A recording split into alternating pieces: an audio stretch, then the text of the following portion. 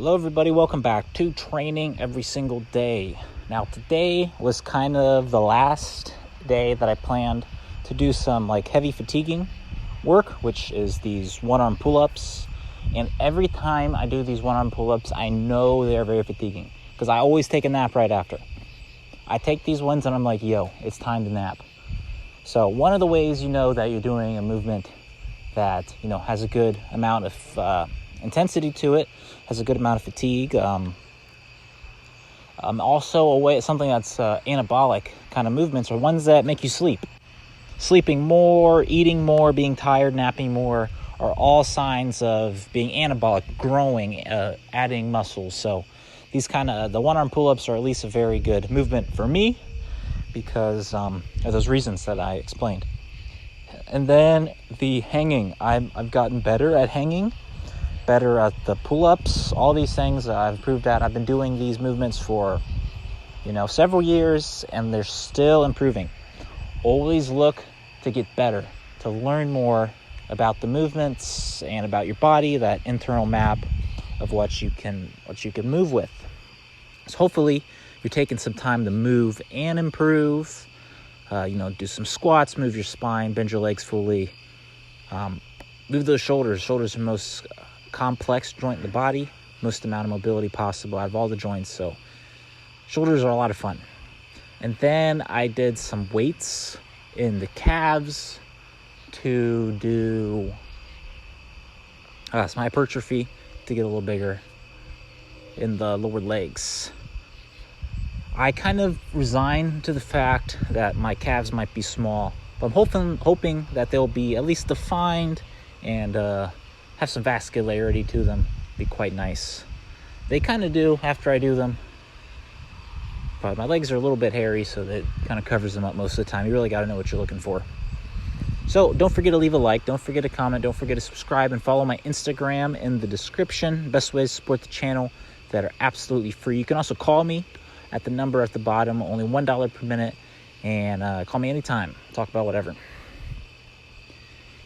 Then, so the next week, I've talked about it. Hopefully you guys are in tune that they're going to be a rest week.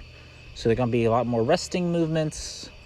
Sometimes I can't help myself to do one or two intense movements here or there, but I think the plan should be, right now I need to kind of figure out what to do, some movements that are easy to implement that are not super fatiguing.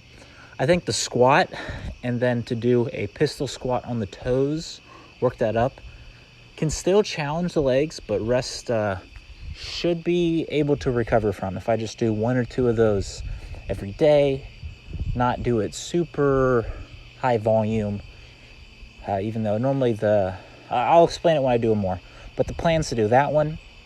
Maybe some handstands. Handstands for technique, and then also for head hopping, hand hopping. Those kind of techniques will be very good to do as well. I really want to also work on the technique of going from the head hop into the handstand and hold it for a good technique.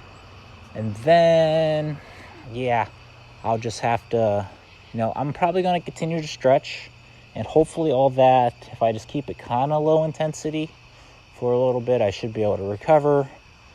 Maybe add in some juggling, single ball juggling, maybe some more vlogging. Let me know if you guys and girls would like to see, some more insights into the daily life. It'll be much more chill. This next couple weeks will be a rest week. I'll be chilling, not working or anything. So I'll have plenty of time to, let you guys see my boring life, get to know me a little better. My Instagram's probably a better way. You can message me there. I post on my stories there sometimes. A better way to get to know me more personally. And here in the video I'm doing some squat work here, working with the active squat, the passive squat, and then some twisting, as well as articulating the shoulders. Twisting is a very good way to incorporate some rotational movement.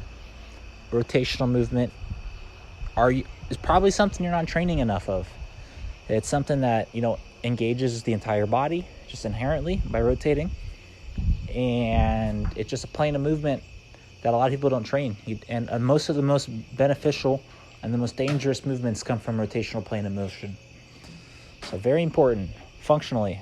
A lot of real world activities, a lot of real world injuries happen in the rotational plane of motion. And lifting weights in the gym, frontal plane, lateral plane does not train it. And the rotational plane of motion will expose any weak links because it inherently involves the whole body. It just inherently keeps you very secure, very injury proof. And that's most of the advice I have for today. I really sincerely thank you for making it this far in the video. Thank you very much for watching. Take care of yourself, and don't forget to take care of others too. Bye-bye.